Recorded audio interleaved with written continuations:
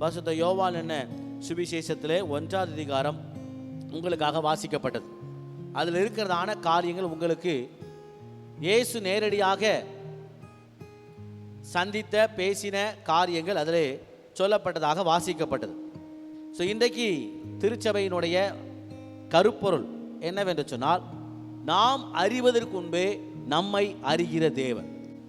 இந்த சம்பவங்கள் நடக்கும் பொழுது யோவான் சுவிசேஷம் 1ஆம் அதிகாரம் இயேசு கிறிஸ்துவினுடைய ஸ்நானத்துக்கு பின், இயேசு கிறிஸ்துவினுடைய ஸ்நானத்துக்கு பின் யோவான் ஸ்நானகருடைய சீஷர்கள் இயேசு கிறிஸ்துவினுடைய காரியத்தை கேள்விப்பட்டு 2 நபர்கள் இயேசுவிடம் வந்து, ஐயா, நீர் எங்கே தங்குகிறீர், அங்கே நாங்களும் தங்க வேண்டும் என்று வாஞ்சிக்கிறார்கள்.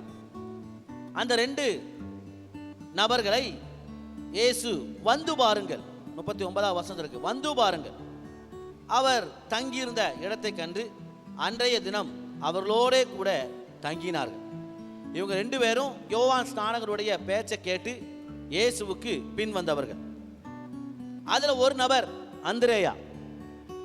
இந்த அந்திரேயா என் பார்வைக்கு ராம் முழுவதும் ஏசப்பட்ட உட்கார்ந்து இயேசுனுடைய வசனத்தை கேட்டிருப்பார். ஏன்னா உலகத்தின் பாவத்தை சுமந்து தீர்க்கக்கூடிய தேவ ஆட்டுக்குட்டி அப்படிங்கிற ஒரு வார்த்தை கொடுக்கப்பட்டதுனாலையும், எனக்கு பின் வருகிறவர் உங்களுக்கு பரிசுத்த ஆவியினால் உங்களுக்கு ஞானஸ்நானம் கொடுப்பார் என்கிற வார்த்தை நிமித்தம் என் பார்வைக்கு அந்திரேயா, அங்க வசனம் சொல்ல, அப்பொழுது ஏறக்குறைய 10 மணி வேளையா இருந்தது, வந்து ஆண்டோடைய வார்த்தையை தங்கியிருந்த இடத்திலிருந்து கேட்டுக்கொண்டிருக்கிறார். கேட்டுக்கொண்டிருந்த அந்திரேயா திரும்ப போய் தன்னுடைய சகோதரனாகிய சீமோனை பார்த்து என்ன சொல்லி கூப்பிடுறாரு, மெசியாவை கண்டேன், மெசியாவை கண்டோம். நாங்க 2 பேர் போய் மெசியாவை கண்டோம். மெசியா என்பதற்கு கிறிஸ்து என்று அர்த்தம். இந்த காலகட்டங்களில் எல்லாருமே மெசியாவை தேடிக்கொண்டிருக்கிறார்கள். மெசியா பிறப்பார், மெசியா பிறந்துட்டார், எல்லா பக்கமும் ஆராய்ச்சி நடந்துகிட்டே இருக்குது. சிலவங்க சொல்றாங்க மெசியா பிறந்துட்டார், மெசியா வருவார், மெசியா வந்து கொண்டு இருக்கிறார். இவங்க எல்லாருமே ஆராய்ந்து கொண்டிருக்கிற நேரம், நான் வசனத்தை நீங்க பார்த்தா உங்களுக்கு நல்லாவே தெரியும். இப்ப இவர் போய் சொல்றாரு, நான் மெசியாவை கண்டேன். உடனே அப்போஸ்தலனாகிய அங்கே வசனம் சொல்ல போனா, சீமோன் முதலாவது தன் சகோதரனாகிய சீமோனை கண்டு மெசியாவை கண்டோம் என்றார். இப்போ அவனை கூட்டிட்டு போய் ஏசுட்ட கூட்டு போறாப்ல. ஏசு அவனுக்கு, நீ கேபா எனப்படுவாய். கேபா என்பதற்கு பேதுரு என்று அர்த்தமா. இதற்கு அப்புறம் பேதுரு இயேசுவுக்கு பின்பற்றி போனாரா என்று பார்த்தோம் என்று சொன்னால் வசனத்துல அப்படி பார்க்க முடியாது. அதுக்கு ஆதாரமா நீங்க மற்றொரு சுவிசேஷ பகுதியை எடுத்து வாசித்தா, இயேசு கிறிஸ்து பேதுருவை எங்க அழைப்பாரு? இயேசு கிறிஸ்து பேதுருவை எங்க அழைப்பாரு? லூக்கா சுவிசேஷம் 5ஆம் அதிகாரத்துலாம் நீங்க வாசித்து பார்த்தீங்கன்னா, இயேசு கிறிஸ்துவ பேதுரு எங்க அழைப்பாரு? கடற்கரை ஓரத்தில் அழைப்பார். பேதுரு, யாக்கோபு, யோவான் இவங்க எல்லாரும் மீன் பிடித்து கொண்டு வந்த பொழுது இயேசு சொல்லுவார், கல்லையா கடற்கரை ஓரமா வாங்க, உங்களை நான் மனுஷனை பிடிக்கிறவனா மாற்றுவேன். இங்க மெசியாவை பார்க்க வந்தவர் மெசியாவை பார்த்து விட்டு அவர் போயிட்டார். அதுக்கப்புறம் அவருடைய சம்பவம் எதுவும் சொல்லப்படவில்லை. அதுக்கப்புறம் இயேசு கடற்கரை ஓரத்தில் அழைத்து, என்னை பிடிக்கும், நான் உன்னை மனுஷனை பிடிக்கிறவனா மாற்றுவேன், நீ வா என்று சொல்லி அங்கே அழைப்பதை நாம் பார்க்க முடிகிறது. இப்ப அதுக்கப்புறம் இயேசு நேரடியாக அழைக்கக்கூடிய அடுத்த நபர் யார் என்று சொன்னால் பிலிப்பு. 43வது வசனம், மறுநாளில் இயேசு கலிலேயாவுக்கு போக மனதாக இருந்து பிலிப்புவை கண்டு, நீ எனக்கு பின் சென்று வா என்றார். முதல்ல ஒருத்தர் யோவான் ஸ்நானனுடைய சொல் பேச்சு கேட்டு இயேசுவுக்கு பின்பாக போகிறார். அதற்கு பின்பு நான் மெசியாவை கண்டேன் என்று சொல்லி ஒரு நபர் மெசியாவை காண அழைத்து வருகிறார். அவர் வந்து விட்டு போய்விட்டார். அதற்கப்புறம் பிலிப்புவை இயேசு நேரடியாக அழைக்கிறார், என்னை பின்பற்றி வா. பிலிப்பு போய் யாரை கூட்டு வராரு? பிலிப்பு போய் யாரை போய் கூட்டு வராரு? நீங்க வசனத்தை பாருங்க, 45வது வசனம். பிலிப்பு நாத்தான்வேலை கண்டு, நல்லா வாசித்துக்கோங்க. ஒருத்தர் இயேசு கிறிஸ்துவினுடைய அன்பை எப்படி பகிர்ந்து கொள்றாங்க? ஒருத்தர் இன்னொருத்தர் மூலமா இயேசு கிறிஸ்துவினுடைய அன்பை பெற்று இயேசுவுக்கு பின் செல்றாங்க. இயேசு கிறிஸ்துவினுடைய அன்பை பெற்றவங்க, மெசியாவை கண்டவங்க, தான் சொந்தக்காரன் ஃப்ரெண்ட்ஸ்ட போய் நான் இயேசுவை கண்டேன், மெசியாவை கண்டேன் அழைத்து வராங்க. சில நபர்களை இயேசு நேரடியாகவே என்னை பின்பற்றி வா என்று அழைக்கிறார். பின்பற்றி வந்தவன் தான் ஊரான தனக்கு தெரிந்த இன்னொருத்தர போய் நான் மெசியாவை கண்டேன், இவன் இவர் யாரை குறித்து சொல்ல என்று சொன்னால் அதற்கு கீழே வாசித்து பாருங்க எப்படி சொல்றாரு. பிலிப்பு 45வது வசனம் 45. பிலிப்பு நாத்தான்வேலை கண்டு, நியாய பிரமாணத்திலே மோசேயும் தீர்க்கதரிசிகளும் எழுதியிருக்கிறவரை கண்டோம்.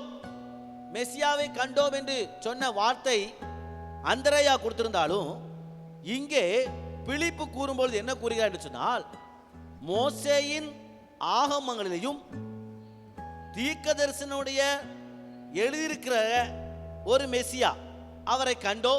அவர் யாரு? யோசேப்பின் குமாரனும் நாசரேத்துனுமாகிய இயேசு என்றார். இந்த நாத்தான்வேல் யார் தெரியுமா? பர்தலோமேயு, இயேசு கிறிஸ்துவின் சீஷர். இன்னொரு பேர் தான் அவருக்கு. என்ன பேரு? நாத்தான்வேல். ஆக்சுவலி அவர் இயேசு கிறிஸ்துவின் 12 அப்போஸ்தலரில் ஒருவர், பர்தலோமேயு. இந்த நாத்தான்வேலை கண்டு இயேசு கிறிஸ்துவ, நாத்தான்வேல் மிகவும் வேதத்தை கற்று தேர்ந்தவன், வேதத்தை ஆராய்கிறவன், மெசியாவை பார்க்க வேண்டும் என்கிற வாஞ்சை உடையவன். அதனால தான் பிலிப்பு மெசியாவை கண்ட அடுத்த செகண்டே ஓடி போய் நாத்தான்வேலிடம் சொல்கிறான், நாத்தான்வேல், நீ தேடிக்கொண்டிருக்கிற ஒரு மெசியா, அவர் மோசேயின் ஆகமங்களிலே சொல்லப்பட்டவர், நியாயப்பிரமாண புஸ்தகங்களில் எழுதப்பட்டவர், தீர்க்கதரிசினால் உரைக்கப்பட்டவரை நான் கண்டேன். அப்புறம் அவர் யோசேப்பின் குமாரனும் நாசரேத்துரானுமாகிய இயேசு என்றார். இங்க நான் நிப்பாட்டுறேன். ஒரு நபரை கிறிஸ்துவுக்குள்ள கொண்டு வருவதற்கு, ஒரு நபர் ஆண்டவருக்குள்ள வருவதற்கு மிக மிக முக்கியமான ஒரு காரியம் என்ன என்று சொன்னால், ஒரு நபரை வழிநடத்த கர்த்தருடைய வார்த்தை மிக மிக முக்கியம். ஏதோ பிலிப்பு நான் மெசியாவை பார்த்தேன் அப்படின்னு கூட்டு விடல. நியாயப்பிரமாணத்தில் எழுதப்பட்டிருந்தது, தீர்க்கதரிசிகளால் உரைக்கப்பட்டது, மோசேயின் ஆகமங்களில் சொல்லப்பட்டது. நீ தேடிக்கொண்டிருக்கிற அந்த இயேசுவை நான் பார்த்தேன். அவர் ஏதோ அற்புதங்களை செய்கிறவர் மாத்திரம் அல்ல, அவர் நியாயப்பிரமாணத்தில் சொல்லப்பட்டவர், மோசேயின் ஆகமங்களில் எழுதப்பட்டவர், தீர்க்கதரிசிகளால் உரைக்கப்பட்டவர். நம்ம வாழ்க்கையில காணப்படுகிற சந்தேகத்திற்கு ஒரே ஒரு தீர்வு கர்த்தருடைய வசனம் மட்டும்தான். இவங்க எங்க உட்கார்ந்து வசனத்தை தேடுவாங்கன்னா, மெசியாவை அத்திமரத்தின் கீழ். there is a team of people, வேதபாரர்கள், பரிசேயர்கள் சும்மா இருக்கிற நேரங்கள்லாம் அவங்க வீடுகளில் அத்திமரத்துக்கு கீழே உட்கார்ந்துருந்து மெசியாவை குறிச்சு, மெசியா வருவாரு, வர்றேன்னு சொன்னாரே, மெசியா வருவேன்னாரே, வந்துட்டாரா, இதை ஆராய்கிறது தான் அவங்களுடைய வேலை. இந்த பர்தலோமேயு இல்லை என்று சொன்னால் நாத்தான்வேல், அவனுடைய எண்ணமும் மெசியாவை காண வேண்டும், மெசியாவை பார்க்க வேண்டும் என்கிற வாஞ்சையில் இருக்கிறவனுடைய காரியத்தை தீர்ப்பதற்கு, வாழ்க்கையில் காணப்படுகிற நம்முடைய சந்தேகங்களை தீர்ப்பதற்கு, முதல்ல நான் சொன்னேன், ஒருத்தரை வழி நடத்துவதற்கு கர்த்தருடைய வார்த்தை ரொம்ப ரொம்ப முக்கியம். நீங்க என்னதான் சொன்னாலும் உங்களுடைய கணவனை சர்ச்சுக்கு கூட்டு வர முடியாது. நீங்க என்னதான் சொன்னாலும் உங்களுடைய மனைவியும் பிள்ளைகளையும் சர்ச்சுக்கு கூட்டு வர முடியாது. ஒன்னே ஒன்று சொல்லலாம், கர்த்தருடைய வார்த்தை. கர்த்தருடைய வார்த்தையை சொன்னீங்கன்னா அவங்க எங்க வருவாங்க? ஆட்டோமேட்டிக்கா சபையை நோக்கி கடந்து வருவாங்க. நிறைய பேர் இன்னைக்கு சபையினுடைய பிரமாண்டங்கள் எடுத்து கூறுறாங்க. நிறைய பேர் பிரசங்கியுடைய பிரசங்கத்தினுடைய ஸ்டைல் எடுத்து கூறுறாங்க. நிறைய நபர்கள் organisation, they are telling about their organization, they are telling about their church, they are telling about the preacher. No, we should tell. யாரை குறித்து சொல்லணும்னு சொல்லுங்க பார்க்கலாம். நியாயப்பிரமாணத்திலையும் மோசேயின் ஆகமங்களிலையும் தீர்க்கதரிசினால் உரைக்கப்பட்டவங்க சொன்னா மட்டும்தான் சரியான ரட்சிப்பை பார்க்க முடியும். இல்லை என்று சொன்னால் they will come for the time being and they will go back. பேதுரு வந்தார், பேரை மாத்தியாச்சு, அதுக்கப்புறம் காண முடியல. ஆனா அதே நேரத்தில் நாத்தான்வேலை கூட்டு வர பிலிப்பு சொல்லி கூட்டு வராரு, வசனத்தில் சொல்லப்பட்ட இயேசு. we can change the people through the word only. கர்த்தருடைய வார்த்தையினால் மாத்திரமே ஒரு நபரை மாற்ற முடியும். எத்தனை நம்ம சொன்னாலும் அவங்க மாற மாட்டாங்க. ஏன் ராசா செய்யாதையா, ஐயா நீ குடிக்காதையா, ஐயா நீ போவாதையா, எல்லாவற்றுக்கும் மேலாய் நீங்க சொல்ல வேண்டியது கர்த்தருடைய வார்த்தை. ஆண்டுடைய வசனத்துல சொல்லப்பட்டிருக்கு, நீ குடிச்சா உனக்கு தண்டனை. ஆண்டுடைய வசனம் சொல்லப்பட்டிருக்கு, நீ இப்படி இருந்தா உனக்கு இப்படி. ஆண்டுடைய வசனம் சொல்லப்பட்டிருக்கு, நீ சபைக்கு வரலனா இப்படி. இப்படி கர்த்தருடைய வசனத்தை வைத்து அழைத்து வருகிறவர்கள் சபையின் நிரந்தர பங்காய் இயேசுவினுடைய பங்காளராக அவர்கள் இருப்பதாக நான் வசனத்தை நான் காலை தியானித்தேன்.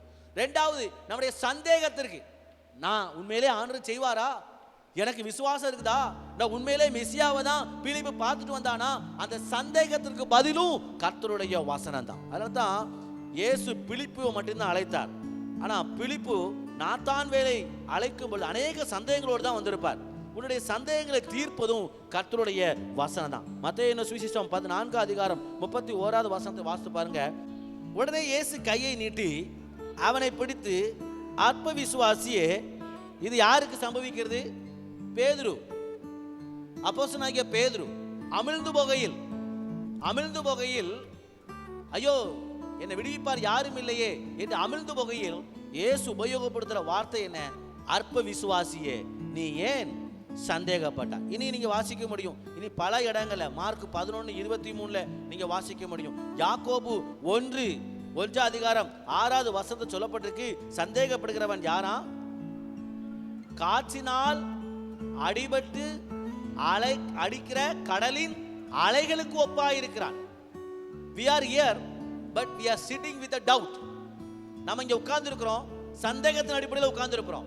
சந்தேகமா உட்கார்ந்து இருக்கிறவங்களுக்கு வசனம் சொல்லப்பட்டிருக்கு. அவங்க எப்படி இருப்பாங்கன்னா, காற்றுல அடிக்கிற கடல்ல வர அலைக்கு ஒப்பாய் இருக்கிறார்கள். அது வரும் போகும், கரையை வந்து தொடும் திரும்ப ரிட்டர்ன். நம்முடைய வாழ்க்கை சந்தேகத்தோடு கூட நம்ம சபைகளுக்கு வருவோம் என்று சொன்னார், சந்தேகத்தோடு கூட நம்ம இயேசுவை தேடி வருவோம் என்று சொன்னார். if you come to Jesus with full of doubt, we have to change through the God's word. ஆண்டவருடைய வசனத்தினால நம்முடைய சந்தேகங்களை மாற்றிக்கொள்ள வேண்டும். தேவன் மெசியா எனக்காகவும் உங்களுக்காகவும் அவர் சகல காரியங்களையும் அவர் செய்ய வல்லவர். அதனால தான் பிலிப்பு சொல்லி அழைத்து வராரு, வாப்பா. அதுல சொல்லப்பட்டவர் உன் சந்தேகத்தை தீர்த்து வைப்பார். அவர் மெசியா. நீ உட்கார்ந்து நியாயப்பிரமாணத்தையும் மோசேயின் ஆகமத்தையும் தீர்க்கதரிசி புத்தகத்தையும் உட்கார்ந்து அத்திமரத்தின் கீழ் நீ படிச்சுக்கிட்டே தான் இருக்கிற, ஆராய்ச்சி பண்ணிட்டே தான் இருக்க. நீ வந்து பார், நீ வந்தாதான் தெரியும். sitting in the corner and criticizing the church, sitting in the corner criticizing the priest, no, you come and see. நீ வந்து பார். பிலிப்பு சொன்ன வார்த்தை, நீ வந்து பாரு. வந்து பார்த்தா தான் தெரியும் இயேசு. சொல்லுங்க பார்க்கலாம் யாருன்னு, சொல்லுங்க பார்க்கலாம். வந்து நீங்க சொல்லுங்களேன், எல்லாரும் சேர்ந்து சொல்லுங்களேன். வந்து பார். we have to share the gospel and tell the people, come and see. நீ வந்து பார், வந்தாதான் தெரியும். வந்து பார். தேவன் அற்புதங்களை செய்ய வல்லவர். உன் சந்தேகத்துக்கு பதில் தருகிறவர் தேவன். உன் அவிசுவாசங்களை எடுத்து போடுகிறவர். அடுத்த பகுதிக்கு நீங்க போவீங்க அப்படின்னா அதே யோவான் தான், எங்கேயும் பேராதீங்க. இன்னைக்கு பைபிள் ஸ்டடி மாதிரி தான். அதற்கு நாத்தான்வேல் 46. அதற்கு நாத்தான்வேல் நாசரேத்திலிருந்து இயேசுவை பார்க்கவே இல்லை. அதுக்கு முன்னாடியே தீர்ப்பு வச்சாச்சு. என்ன தீர்ப்பு சொல்லுங்க பார்க்கலாம். நம்மள பல பேர் அப்படிதான், ஒரு ஆளை பார்க்கறதுக்கு முன்னாடியே ஜட்ஜ்மெண்ட் கொடுத்துடுறது. அவன் அப்படித்தான் முடிஞ்சிச்சு. ஆனா அவங்க முன்னாடி சொல்ல மாட்டாங்க. அவங்க முன்னாடி நல்லவர் வல்லவர் எல்லாம் சொல்லுவாங்க. people in front of us they will praise us and uplift us. நம்ம போன பின்னாடி என்ன சொல்லுவாங்க சொல்லுங்க பார்க்கலாம். அவன் பேசாதப்பா, அவன் அப்படித்தான், முடிஞ்சு போச்சு. அங்கே கெட்டதை ஒரே நிமிஷத்தை இடிச்சு போட்டுருவாங்க. நாசரேத்தூர்னு சொன்ன உடனே நாத்தானுக்கு சந்தேகம் வந்துச்சு. இவன் தேடிக்கிட்டு இருக்கிற மெசியா ராஜா குடும்பத்தில் இருப்பாரு, இல்ல ஆசாரி குடும்பத்தில் இருப்பாரு. சுத்தி எருசலேம்ல எங்கேயாவது எந்த ராஜ குடும்பத்தையாவது பிறந்திருப்பாரா இருக்கும். இல்ல அவர் ஆசாரிய குடும்பத்திலையும் பிறக்கல, ராஜ குடும்பத்திலையும் பிறக்கல. எந்த தொழில் செய்யற குடும்பத்துல பிறந்தாரு? தச்சு தொழில், carpenter. his father is a carpenter, not a priest. ஆனா இங்க அவர் தச்சனுடைய மகன், யோசேப்பின் குமாரன். அவங்க அப்பா பேரை சொன்ன உடனேயும் அவங்க ஊரு பேர் சொன்ன உடனேயும் இவனுக்கு கொஞ்சம் இருந்த விசுவாசம் என்னஞ்சிட்டு சொல்லுங்க பார்க்கலாம், போயிருச்சு. அது வரைக்கும் போய் பார்ப்போம் அப்படின்னு சொல்லிட்டு ஊர் பேரும் ஆளு பேரும் சொன்ன உடனே ஆளை அங்கே ஜட்ஜ்மெண்ட் பண்ணிடுறது. you know, most of the people like that only. when we see, before we are seeing and we are judging the people. ஒரு காரியத்தை பார்க்கிறதுக்கு முன்னாடியே நம்ம தீர்ப்பு கொடுத்துருவோம், அவங்க மோசமானவங்க. you know, we have to correct ourselves. you know, I corrected myself in the morning. most of the thing before we are hearing, ஒரு phone காலை வச்சு கேட்கறது, ஐயா அவ்வளவுதான், உடனே நம்ம தீர்ப்பு எழுதிடுறாரு. ஓகே, அவனை தூக்கிடு, அவன் சரி கிடையாது. No, it is not like that. வந்து பார். பதில் கீழே என்ன இருக்கு சொல்லுங்க பார்க்கலாம். அவன் என்ன சொன்னான் பதிலுக்கு? அதற்கு பிலிப்பு, வந்து பார். வேற எதுவுமே சொல்லல. நாசரேத்தூர்ல இருந்து ஒரு நன்மை வர கூடுமோ? கேட்ட கேள்விக்கு பதில் என்ன? வந்து பார். You come and see. ஒரு காரியம், ஒரு நபரை குறித்து அறியாமலேயே அவர் சரிபட்டு வர மாட்டார். அவர் இதற்கு சரியில்லை. தீர்ப்பிடாதீங்க, தீர்ப்பிடாதீங்க. You come and see how they are doing it. அறியாம ஒரு நபரை குறித்து அறியாம எந்த தீர்ப்பும் கொடுக்காதீங்க. ஒரு நபரை குறித்து தெரியாம அவங்களை குறித்து தவறான தீர்ப்பு விட்டுறாதீங்க. There are many people destroying their family because of that. அநேக குடும்பங்களுடைய உறவுகள் முறிக்கப்படுவதற்கு காரணமே அறியாமல் தீர்ப்பிடுவது. எங்கோ ஒரு மூலையில உட்கார்ந்து இருந்து ஒரு குடும்பத்தை ஜட்ஜ் பண்றது, கணவனை ஜட்ஜ் பண்றது, மனைவியை ஜட்ஜ் பண்றது. that is sin. அது பாவம், அது பாவம், அது பாவம். அறியாமல் நாம் ஒருபோதும் தீர்ப்பிடக்கூடாது. ஒருவரை குறித்து அறிய வேண்டும் என்று சொன்னால் இங்க வசனம் சொல்லப்பட்டிருக்கு, வந்து பார். பிலிப்பு சொல்றான், எப்பா யாதொரு நன்மை வரக்கூடுமோ அப்படின்னு ஊர் பேரையும் ஆள் பேரையும் சொல்லாத, நீ வந்து பார்த்தாதான் நன்மையை பெற முடியும். ஊர் பேரையும் சபை பேரையும் ஊழியக்காரன் பேரையும் சொன்னா என்ன வராது சொல்லுங்க பார்க்கலாம்? நன்மை வராது, நன்மை வராது. வந்து பார். நீ பார்க்க வேண்டியது இயேசு, நீ பார்க்க வேண்டியது இயேசு. There are many people proud about many things, proud about their organization, proud about their priest, proud about their pastor. Yes, good, நல்லதுதான், ரொம்ப பெருமை பாராட்டுங்க. ஆனா நீங்க வந்து பார்க்க வேண்டியது யார? சபையில வந்து பார்க்க வேண்டியது யார? இயேசுவை. வந்து பார்க்க வேண்டியது இயேசுவை. ஒரு பெரிய ஒரு கன்வென்ஷன்ல ஒரு பிரசங்கியார் அழைத்திருந்தாங்க. It's a big convention. They invited a key man to preach the gospel. பாட்டு பாடிட்டு இருக்காங்க, பாடல் போயிட்டு இருக்குது, ஆராதனை போயிட்டு இருக்குது, எல்லாமே நடந்துகிட்டு இருக்குது. குறிப்பிட்ட நேரத்தில் இப்பொழுது ஆண்டோடைய வார்த்தையை கொடுக்க வேண்டியிருந்த கர்த்தருடைய தாசனுக்கு சிறிய இடையூறு ஏற்பட்டு விட்டது. அவர் இன்று பிரசங்கிக்க வேண்டியவர். சொல்லுங்க, நாளைக்கு நம்மத்தில் என்ன செய்வார்? பிரசங்கம் பண்ணுவார். இன்றைக்கு நம்மத்திலே சகோதரர் அவர்கள் இப்பொழுது கர்த்தருடைய வார்த்தையை பகிர்ந்து கொள்வார். இது சொன்னா அடுத்த செகண்ட் டே வண்டிலாம் போகுது, வேன்லாம் கிளம்புது. எங்க கிளம்புது சொல்லுங்க பார்க்கலாம்? எங்க கிளம்புது? வீட்டுக்கு போகுது. அவங்க பார்க்க வந்தது இயேசு அல்ல, அவங்க பார்க்க வந்தது பிரசங்கியார. when the preacher is missing, they are going. வண்டி ஸ்டார்ட் ஆயிடுச்சு. இங்க இருந்து 5 மணி நேரம் 3 மணி நேரம் பிரயாணம் பண்ணி அந்த பிரசங்கியாருடைய சத்தத்தை கேட்க போனவங்க, அந்த பிரசங்கியார் வரல, அவருக்கு பதிலா இந்த சகோதரர் பேசுகிறார்னு சொன்ன உடனே கூட்டம் கலையுது. கூட்டம் ஆட்டோமேட்டிக்கா குறைஞ்சிட்டு. I am just warning that in the church must represent Christ. இயேசு கிறிஸ்துவை பிரதிபலிக்காத எந்த சபையும், எந்த ஊழியமும், எந்த ஆர்கனைசேஷனும், எந்த பாட்டுக்காரனும் நிலைநிற்க முடியாது. இயேசு மட்டும்தான் மையமா இருக்கணும். When we bring Jesus is a center part, நம்முடைய ஊழியத்தின், நம்முடைய வாழ்க்கையின், நம்முடைய குடும்பத்தில் இயேசு மத்திய பகுதிக்கு வருவார் என்று சொன்னால் நீங்க அசைக்கப்படாம நிக்கிற நல்ல ஒரு ஆணிவேரா நீங்க நிப்பீங்க. நீங்க உங்களுடைய அஸ்திவாரம் உறுதியா இருக்கும். அதுதான் இங்க நாத்தான் வெட்ட அவர் சொல்றாரு, நீ வந்து பார். நாசரேத்தூரை வச்சும் இயேசுவின் குடும்பத்தை வச்சும் நீ ஜட்ஜ் பண்ணாத, தப்பாக யாரையும் தீர்ப்பிடாத. Most of the things we do and judge the people not because of the truth, because of our feeling. நம்ம ஃபீலிங்கை வச்சு ஜட்ஜ் பண்ணிடுவோம். நான் நினைக்கிறேன், நிறைய தடவை யூஸ் பண்ணி பார்த்துருக்கீங்களா? ஒருத்தரை குறித்து நமக்கு தெரியாது, I am just common word I am using. நம்ம ஒருத்தரை பற்றி நமக்கு தெரியாது, ஆனால் நம்ம என்ன சொல்லணும் தெரியுமா? எனக்கு தெரியாது, ஆனால் நான் நினைக்கிறேன் அது அப்படியாத்தான் இருந்திருக்கும் போல. பார்க்கல, அவங்க செஞ்சதை நீங்க கேட்கல, அவங்க யாரும் உங்கள்கிட்ட சொல்லல, நீங்களாவே ஒரு பிட் எடுத்து அப்படியே ஜாயின் பண்ணி விட்டுட்டு நானும் நினைக்கிறேன் பிரதர் அப்படித்தான் இருக்கும் போல அப்படி சொல்றீங்க பாத்தீங்களா? That is sin. அது பாவம். நீங்க நினைக்கிறதே பாவம். ஒருவனை குறித்து தவறா நினைக்கிறதே பாவம். ஒருவேளை தப்பு பண்ணா கூட அவங்க பாவத்தை மன்னிச்சு தப்ப மூடணும். தப்ப ஸ்கிரீன் போட்டு நினைச்ச கூடாது, ஸ்கிரீனை திறந்து காட்டக்கூடாது. You know, we should forgive each others. We should accept their mistake and forgive them. Give the opportunity to grow.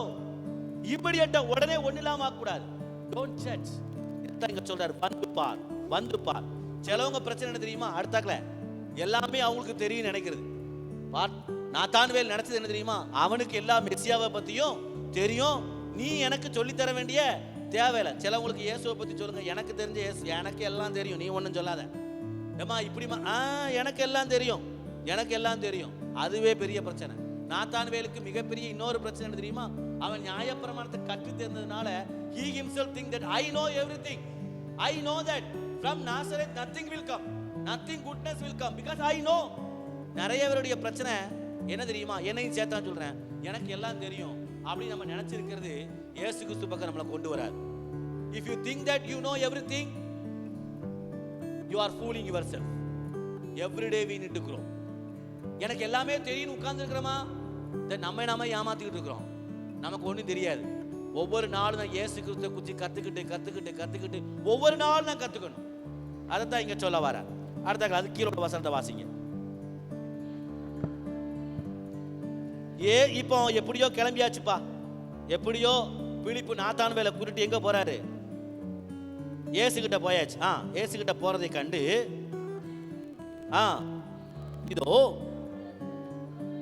இதோ இயேசு நாத்தான்வேல் தம்மிடத்தில் வரக்கண்டு அவனை குறித்து இதோ கபடச்ச உத்தம இஸ்ரவேலன் என்றார். சிலவங்களுக்கு ஆண்டவர் இப்படி சர்டிஃபிகேட் கொடுப்பார் இஸ்ரவேலர்களை குறிச்சு. சிலவங்களை பார்த்து இந்த மாதிரி உண்மையான இஸ்ரவேலனை நான் பார்க்கலப்பா, 100க்கு அதிபதி பத்தி சொல்வார். இந்த மாதிரி ஒரு விசுவாசம் உள்ள ஒரு இஸ்ரவேலருக்குள்ள நான் என்ன செய்யல, பார்க்கல அப்படிம்பார். இங்க சொல்றாரு பாருங்க, இதோ கபடச்ச உத்தம இஸ்ரவேலன் என்றார். இயேசு கிறிஸ்து கிட்ட நம்ம போகும்போது இயேசு கிறிஸ்து நம்மளை பார்த்து சொன்னார்னு வச்சுக்கோங்க, ஜான் நீ தான்பா கபடச்ச, அந்த படப்பையிலே நீ தான் கபடச்ச உத்தமன் சொன்னா நான் சொல்லிப்பேன், இயேசுவே இன்னும் கொஞ்சம் எக்ஸ்ட்ரா 2 சொல்லுங்க, இன்னும் கொஞ்சம் 3 சொல்லுங்க, என்னை பத்தி இன்னும் 2 எக்ஸ்ட்ரா சொல்லுங்க. இல்லையா? நம்ம அப்படித்தானே இருப்போம். நம்மளை பத்தி பெருமையா யாராவது சொன்னான்னு வச்சுக்கோங்க, இன்னும் 2 சொல்ல மாட்டாங்களா? அதை சொன்னனே அதை சொல்ல மாட்டாங்களா? போனவர் அதை பண்ணனே அதை சொல்ல மாட்டாங்க. we are always think to get appreciation from others. மற்றவங்க நம்மளை அப்ரிஷியேட் பண்ண விரும்புவோம். that is good, I am not saying that. இயேசு இவனை கபடச்ச உத்தம இஸ்ரவேலன் சொன்ன உடனே ஆண்டவரே அப்படியா, வெரி குட் அப்படின்னு சொல்லி முடிக்கல. அடுத்த டாபிக் போயிட்டான். எப்படி உமக்கு ஆண்டவரே என்னுடைய கபடற்ற தன்மை, நான் சுத்தமானவன் தூய்மையானவன் உமக்கு எப்படி தெரியும்? ஆண்டவர் சொல்றாரு, எப்பா பைபிள் எல்லாம் உட்கார்ந்து அத்தி மரத்துக்கு கீழே உட்கார்ந்து நீ படிக்கும் போதும் பிலிப்பு என்னை பத்தி இயேசு இவர்தான் சொல்றதுக்கு முன்னாடியுமே நான் உன்னை அறிந்து இருக்கிறேன், நான் உன்னை கண்டேன். கபடச்ச இஸ்ரவேலன் உத்தம இஸ்ரவேலன் சொன்ன உன்னை வெரி குட் ஆண்டவரே அப்படின்னு சொல்லி முடிக்கல. ஆண்டவரே இது உமக்கு எப்படி தெரியும்? ஆண்டவர் சொல்றாரு, பிலிப்பு உன்னை கூப்பிடுறதுக்கு முன்னாடியும் மெசியாவை குறித்து அத்திமரத்தின் கீழே உட்கார்ந்து ஆராய்ச்சி செஞ்சுக்கிட்டு இருக்கும் பொழுதும் நான் உன்னை கண்டேன். அதான் இங்க வார மனுஷ புகழ்ச்சி வேண்டாம். அதான் நான் கொண்டு வந்தது. மனுஷ புகழ்ச்சி வேண்டாம். புகழ்ச்சி அதிக விரும்பாத அவன் உடனே நிறுத்தி சொல்றான், ஆண்டவரே அடுத்த டாபிக் என்ன? உன்னை அழைக்கிறதுக்கு முன்னே நான் உன்னை நீங்க வர்றதுக்கு முன்னாடியே நான் உன்னை அறிந்திருக்கிறேன். அவன் நம்ம அறிகிற தேவன். நம்ம நல்லா புரிஞ்சுக்கணும். நம்ம நல்லா புரிஞ்சவங்க யார் தெரியுமா? சொல்லுங்க பார்க்கலாம். உங்க நல்லா புரிஞ்சவங்க யார்? இந்த சைடு சொல்லுங்க. உங்க நல்லா புரிஞ்சவங்க யார்? உங்க ஹஸ்பண்டா? உங்க ஹஸ்பண்ட் அப்படி நீங்க நினைச்சிட்டு இருக்கீங்களா? தப்பு. உங்களை நல்லா புரிஞ்சுக்கிட்டவங்க யார்? உங்க ஒய்ஃப் நீங்க நினைக்கிறீங்களா? தப்பு. நம்ம நல்லா புரிஞ்சுக்கிட்ட ஒரே ஒரு ஆளுன்னு சொன்னா அது இயேசு மட்டும்தான். ஒரு ஆமேன்னு சொல்ல மாட்டீங்களா? நம்ம நல்லா புரிஞ்சுக்கிட்ட ஒரே ஒரு ஆள், ஒரே ஒரு நபர் இயேசு மட்டும்தான். சொல்லுங்க, இயேசு மட்டும்தான். சொல்லுங்க. சிலர் கேட்டுதான் வாங்க வேண்டிய. தம்பிமார் சொல்லுங்க பார்க்கலாம். First line. உங்களை நல்லா புரிஞ்சுக்கிட்டவங்க யாரு? இயேசு மட்டும்தான். நம்ம அம்மா அப்பாவுக்கு முன்னாடி சூப்பரா கபடச்ச உத்தம இஸ்ரவேலன்னு படம் போட்டுருவோம். ஆனா நம்ம நல்லா புரிஞ்சுக்கிட்ட ஒரே ஒரு ஆள் யார் மட்டும்தான்? இயேசு ஒருவர் மட்டும்தான். அவரை நன்றாய் அறிந்திருக்கிறவர். என் வீக்னஸ் அவருக்கு தெரியும், என் ஸ்ட்ரென்த் அவருக்கு தெரியும். எங்க எனக்கு ஓட்டைன்னு தெரியும், எங்க ஓட்டையை தச்சிருக்கேன்னு அவருக்கு என்ன செய்யும்? சொல்லுங்க பார்க்கலாம். He know all my inner part. I cannot hide anything. In front of the people I can say I am a okay man, but he will say that no, you are not okay. Some of the things you need to be corrected. நம்ம மனுஷனுக்கு முன்னாடி நான் பெரிய நீதிமான் மாதிரி, நான் பெரிய pastor மாதிரி, நான் பெரிய ஃபாதர் மாதிரி உங்க முன்னாடி வந்து நிக்கலாம். ஆனா என் உள்ளத்தையும் இருதயத்தையும் ஆராய்கிறவர் என்னை நன்றாய் ஆராய்ந்து அறிந்திருக்கிறார். அதனால தான் யோவான் 2 அதிகாரத்தை நீங்க வாசித்து பார்த்தா சொல்ல முடியும். யோவான் 2 அதிகாரம் 23, 24, 25 வாசிங்க. 23, 24, 25. நிறைய பேர் இயேசு கிறிஸ்து மேல விசுவாசம் வைக்கிறாங்க. அப்படி இருந்தும் எல்லாரும் சொல்லுங்க பார்க்கலாம். சொல்லுங்க, நீங்க என் கூட இருக்கணும். சொல்லுங்க, எப்படி இருந்தோம்? எல்லாரும் விசுவாசம் வைக்கிறாங்க. அப்படி இருந்தும் இயேசு எல்லாரையும் அறிந்திருந்தபடியால், நல்லா பாருங்க, எல்லாரும் இயேசு கிறிஸ்து மேல விசுவாசம் வச்சிருந்தும் அப்படி இருந்தும் இவங்க எல்லாரும் இயேசு அறிந்தபடியால் அவங்க கிட்ட போல. அடுத்த வசனம், மனுஷனுக்குள் இருப்பதை அவர் அறிந்திருந்தபடியால் மனுஷரை குறித்து ஒருவரும் அவருக்கு சாட்சி கொடுக்க வேண்டியதாயிருக்கவில்லை. மனுஷனை குறித்து அவர் அறிந்திருக்கிறபடியால், you should say that, என்ன குறித்து ஆண்டவர் அறிந்திருக்கிறபடியால் என்ன குறித்து யாரும் சாட்சி கொடுக்கணும்னு இயேசு கிட்ட போய் என்ன குறித்து சாட்சி கொடுக்கணும்னு யாருக்கும் சொல்லுங்க அவசியம் இல்லை. no need to prove that human being. ஒவ்வொரு மனுஷனை குறித்து அவர் அறிந்திருந்தபடியால் மனுஷனை குறித்து யாரும் சாட்சி கொடுக்கணும் அவசியமே இல்லை. நம்மளை நன்றாய் அறிந்திருக்கிறவர். ஆமென் சொல்லுங்களேன். சங்கீதக்காரன் சொல்றாரு, நான் வானத்துக்கு போனா அவருக்கு தெரியும், நான் நட்சத்திரத்துக்குள்ள போய் கூட்ட கட்டினா கூட அவருக்கு தெரியும். ஆண்டவருக்கு எதுவுமே மறைக்க முடியாது. He knows everything.